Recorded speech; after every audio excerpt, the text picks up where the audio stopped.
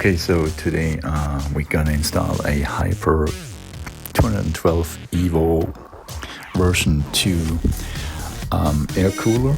I have a water cooler currently installed in my system, and the water cooler is completely jammed.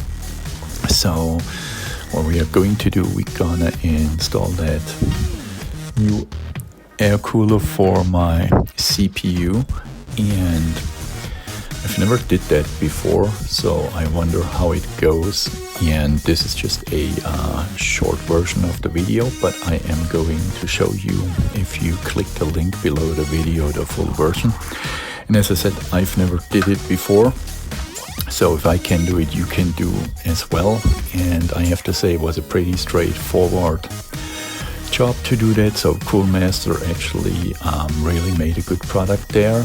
And the problem was, I had a CPU which was more than 100 centigrade hot, and installing the new Coolmaster Hyper 212 EVO V2 actually brought the temperature down to max 63 centigrade, and that's when we have game load. So we lower the temperature more than 40 centigrade, and so we are not harming the CPU anymore. And the cool thing, actually Intel, so I have an Intel tool installed for my i5, and it automatically overclocks my CPU now from 3700 megahertz to 4500 megahertz. So that's quite an achievement, and before it actually had to idle it down to maybe 3000 megahertz because it was running so hot. So